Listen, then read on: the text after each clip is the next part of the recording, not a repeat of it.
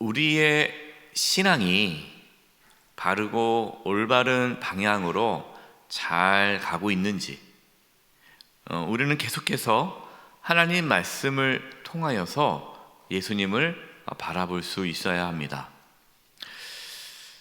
여러분, 신앙에서 제일 중요한 것, 정말 제일 중요한 것은 열심과 충성이 아니라 방향입니다. 아무리 열심히 하고 아무리 충성을 해도 잘못된 방향으로 가면 그것은 실패죠. 우리 많이들 얘기하잖아요. 속도보다 중요한 게 방향이다 라고 하지 않습니까? 신앙도 마찬가지예요. 그래서 열심히 하는 것보다 더 중요한 것은 바르게 하는 거예요. 조금 가더라도 바르게 가야 그것이 가는 거지, 잘못된 방향으로 열심히 하면 더 멀어지는 거예요. 물론 여러분, 우리는 완벽하게 예수님을 다 알 수는 없죠. 하나님 말씀을 100% 어떻게 이해할 수 있겠습니까? 그럼에도 불구하고 끊임없이 우리는 우리 자신의 신앙을 점검하고 확인해야 합니다. 내가 맞아, 내가 옳아 하고 딱 단정 짓고 그냥 자기 어떤 신앙의 스타일을 고집해 나가는 것이 아니라 항상 열어놔야 되죠. 왜냐하면 우리가 신앙생활을 바르게 가다가도 조금만 잘못되면 이게 점점 시간이 갈수록 벌어지지 않습니까? 그렇기 때문에 계속해서 점검을 해야 돼요. 내가 정말 예수님을 제대로 믿고 있는가? 내가 지금 이렇게 신앙생활 하는 것이 옳은가? 라는 것을 끊임없이 하나님의 말씀을 통해서 살펴보아야 합니다. 그렇지 않으면 나도 모르게 잘못된 방향으로 굳어질 수 있어요. 처음에는 약간 그렇지만 시간 갈수록 점점 이렇게 벗어날 수 있다는 것이죠. 오늘 말씀을 통해 그 부분을 살펴보려고 합니다. 1절입니다.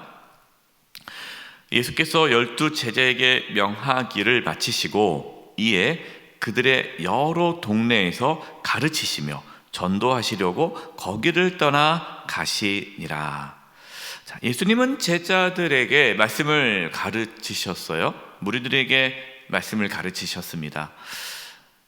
그럼 그것으로 끝나지 않으셨어요. 예수님은 한 곳에 머물지 않고 또 다른 동네에 가셔서 말씀을 가르치시고 전도하셨습니다. 예수님은 복음을 전하는데 온 힘을 기울이셨어요. 알다시피 어느 마을에서 예수님이 환대를 받으셨습니다. 예수님, 우리와 함께 있어요.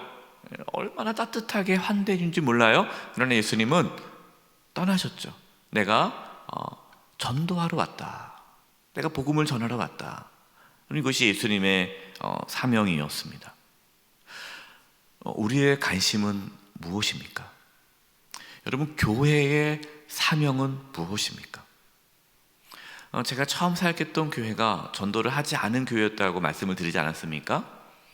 그래서 전도를 안 해요. 한 210명, 출석교회는 210명인데 뭐 이래도 저래도 항상 210명이에요. 그냥 가족교회죠. 전도를 안 해요. 새로운 사람이 와도 적응을 못합니다. 왜냐면 그 새로운 사람을 따뜻하게 맞이해 주지 않으니까. 그냥 자기네끼리 똘똘 뭉친 교회예요. 전도하려면 전도를 못하게 했어요. 200명 교회가 딱 좋은 교회라고. 마음이 아팠습니다. 여러분, 교회의 사명은요, 복음 전파예요. 교회는 영혼을 구원하는 공동체입니다.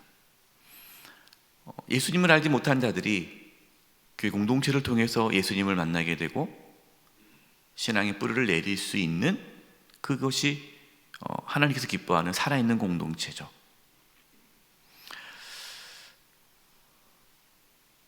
우리는 4월 30일 새세명 초청 주일을 하려고 합니다.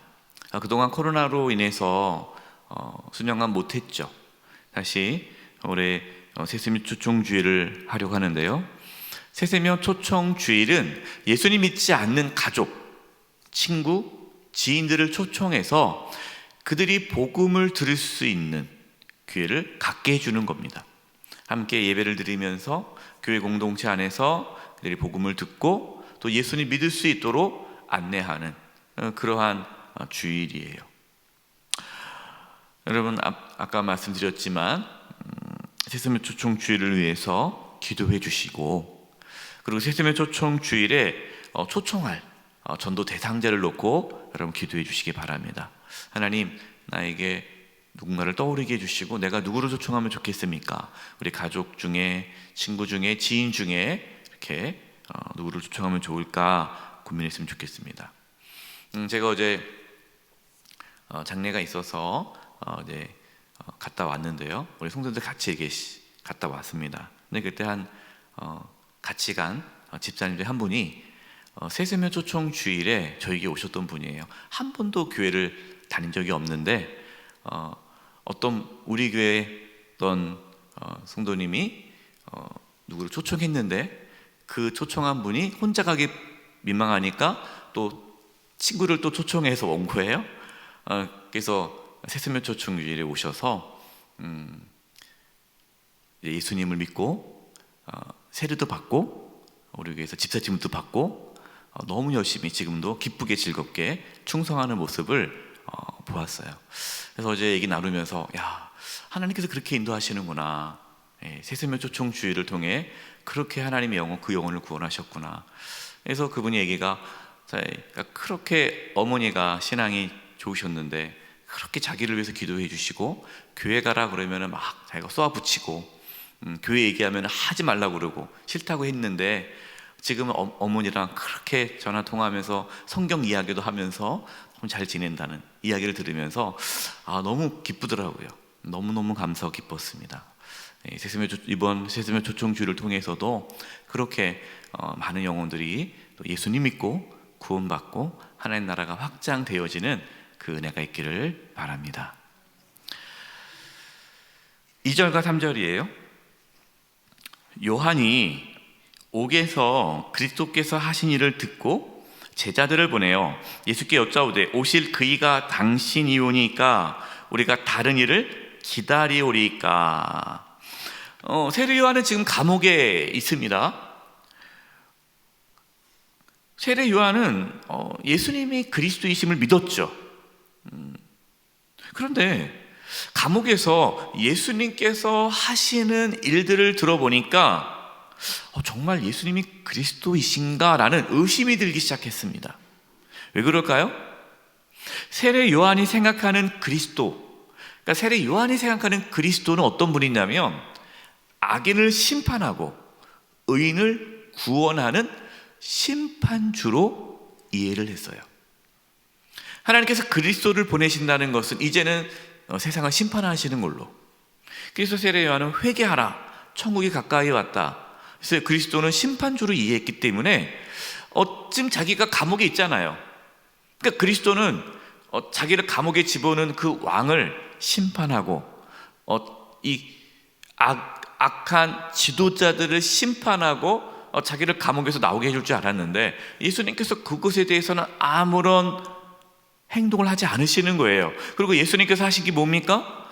가난한 자들에게 먹을 것을 주고 배고픈 자에게 먹을 것을 주고 병든 자를 고쳐주고 나병 환자를 고쳐주고 눈먼 자를 눈뜨게 하고 복음을 전하는 거예요.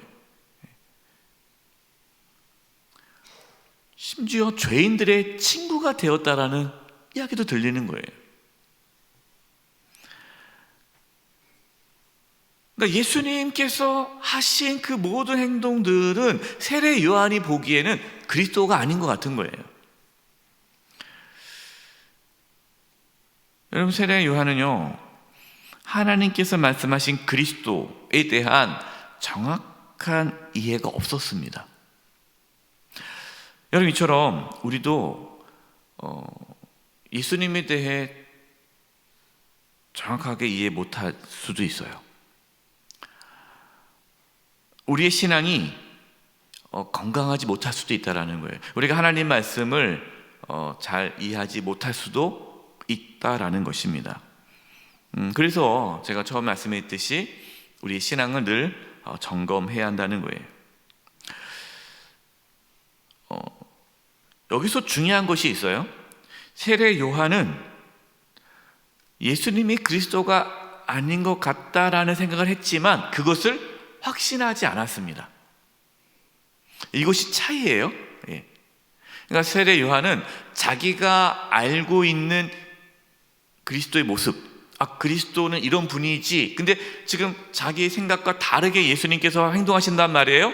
그럴 때 세례 요한은 저분은 그리스도가 아니야 라고 단정 짓지 않았다라는 거예요. 혹시 내가 잘못 알고 있나? 저분이 분명히 그리스도이신데 왜 그렇게 행동하시지? 한번 확인해 봐야겠다 하고 확인하는 거예요. 여러분, 바로 이 부분이 우리가 배워야 할 신앙의 태도예요. 여러분, 누가 하나님을 100% 이해하겠습니까? 여러분, 누가 하나님의 뜻을 100% 알겠습니까? 100% 한다면 그분이 이 성경 해설집을 쓰면 되잖아요. 그런데 여러분, 지금도 많은 주석이 나오고 많은 성경에 대한 해설집이 나오지만 그것이 그 모든 그 주석이 100% 이것이 하나님의 뜻이다라고 단정 지을 수 있는 주석이 하나도 없어요. 추측하는 거죠. 최대한 여러 말씀을 보면서 이러한 뜻일 것이다라고 최대한 추측하는 것이지, 이것은 이거다, 이것은 이거다, 하나하나 다 하지는 않아요. 만약 그것이 있다면 여러분, 성경책 한 권과 이 성경 한 구절 한 구절을 해석해 놓은 주석지 한 권이면 되잖아요. 근데 지금도 많은 신학자들이 연구하고 어떤 부분은 이해를 못하는 부분도 있고 다양하게 해석이 있습니다. 왜 그럴까요? 하나님은 그런 다양한 해석 가운데 다양한 말씀 속에 역사하시기 때문에 그러는 거예요. 그렇기 때문에 이것은 이거다, 가끔 이렇게 말씀하시는 분들이 있거든요. 본인이 이해하고 있는 딱 그 구절의 해석을 그것만 딱 잡고 있다가 그거와 다르게 설교를 하면 이 목사님은 틀렸어. 그러니까 자기가 딱 해석한 그대로 해석해줘야 저분은 진짜야, 이렇게 딱 갖고 있는 분들이 있어요. 가끔 이제 물어보십니다. 목사님, 제가 이해하는 구절은 이런 내용인데 목사님 이렇게 말씀하셨는데 그 틀리지 않았나요? 하죠. 그럼 저는 알죠. 그분이 어디서 말씀을 들은 거예요? 그분이 누구한테 들은지 모르지만 어떠한 해석을 들은지는 알죠. 왜? 그 본문을 가지고 이렇게 해석하기도 하고 이렇게 해석하기도 하고 이렇게 해석하기도 하는데 그분은 이것만 맞다고 하니까 하나님께서 그 말씀을 통해서 더 많은 풍성한 은혜를 주기를 원하는데 제한해버리는 모습들이 있다라는 거예요. 그래서 우리가 배워야 할 신앙의 태도는요, 내가 이해하고 있는 하나님의 말씀을 단정 짓지 않는 겁니다. 여러분, 열어놓으셔야 돼요. 오해하지 마세요. 그렇다고 이단에게 빠지면 안 됩니다. 복음에 대해서는 우리가 확실해야 됩니다. 복음에 대해서 흔들림이 없어야 돼요. 예수 그리스도의 십자가와 부활, 여러분, 복음, 우리가 어떻게 예수님 믿고 구원받게 되었는지에 대한 그 부분은 확실하지만 우리가 하나님의 뜻대로 살아가는 그런 모든 삶의 여정에 있어서 주시는 말씀들은 우리가 열어놓고 하나님의 뜻을 구하며 가야 된다라는 것이에요. 그래서 제일 무서운 신앙, 잘못된 신앙, 어떻게 참 이게 어려운 신앙이 어떤 신앙이냐면요, 하나님께서 자기에게 말씀하셨다 하면서 교회 공동체의 질서를 따르지 않는 분들이 있어요. 여러분, 그것은 잘못된 신앙입니다. 가장 중요한 것은요, 교회 공동체의 질서를 따르는 것이 중요해요. 목회자의 영적 지도를 따르지 않는 분들이 있어요. 목사님 틀렸다라는 거죠. 내 생각이 맞다라는 거예요. 이렇게 하면은 교회 공동체 질서를 따르기 어렵죠. 올바른 신앙의 모습은 아닙니다. 물론 여러분, 목회자가 다 옳은 것은 아니에요. 그러나 중요한 것은 공동체의 질서를 따르지 않는 것은 잘못된 신앙입니다. 자신의 생각과 달라도 교회 공동체의 권위를 인정하고 따르는 신앙이 건강한 신앙이다라는 것을 우리는 알아야 돼요. 5절입니다. 맹인이 보며 못 걷는 사람이 걸으며 나병 환자가 깨끗함을 받으며 못 듣는 자가 들으며 죽은 자가 살아나며 가난한 자에게 복음이 전파된다 하라. 그러니까 예수님께서는 세상을 심판하러 오신 것이 아니라 세상을 구원하러 오셨다라는 걸 말씀하시는 거예요. 여러분, 구원자로 오신 예수님을 만나시기 바랍니다. 네. 그래서 우리도 예수님처럼 연약한 자를 품어줘야 돼요. 어떤 잣대를 가지고 이렇게 비판하고 정죄하고 잘라내는 것이 아니라 끌어안고 품어주고 사랑으로 감싸줘야 돼요. 6절입니다. 누구든지 나로 말미암아 실족하지 아니하는 자는 복이 있도다 하시니라. 여러분, 무엇이 복일까요? 예수님을 온전히 이해하여도 실족하지 않는 것이 복입니다. 여러분, 예수님은 주님이시죠. 그래서 누구든지 예수님을 따르고자 하는 자는 자기를 부인하고 자기 십자가를 지고 예수님을 따라야 돼요. 이것이 온전한 신앙이에요. 부담스럽죠. 힘들죠. 그러나 그것으로 인해서 실족하지 않은 게 복입니다. 예수님을 온전히 따르는 것이 부담이 아니라 기쁨이요 즐거움이, 여러분, 그것이 복이에요. 여러분, 이 복이 저와 여러분 가운데 있기를 바랍니다. 세례 요한은 비록 예수님을 잘 이해하지 못하였지만 그래도 하나님은 세례 요한을 사용해 주셨습니다. 마찬가지예요. 여러분, 우리가 얼마나 부족합니까? 우리가 완벽해서 하나님께서 우리를 사용하시는 것이 아닙니다. 부족하죠. 그러나 중요한 것은 우리가 진심으로 하나님을 사랑하고 하나님을 알고 싶어 한다면 하나님은 그 사람을 사용해 주십니다. 열린 마음을 가지시고 하나님의 이끄심을 받아 주님을 섬기며 나아갈 수 있기를 간절히 축원드립니다. 기도하겠습니다. 합심히 기도할 것은, 하나님, 우리에게 열린 마음을 주시고 우리가 하나님을 더 깊이 알아가게 도와주시고 하나님 말씀을 통해서 우리의 신앙이 날로 새로워지게 하여 주시옵소서. 우리가 딱딱하게 굳어져 있는 신앙이 아니라 하나님을 향하여 열려 있어서 하나님의 이끄심을 받을 수 있는 신앙이 되게 하여 주시옵소서. 우리 문을로 합심해서 통성으로 기도하겠습니다. 하나님 아버지, 감사합니다. 아버지 하나님, 우리의 신앙이 딱딱하게 굳어지지 않기를 원합니다.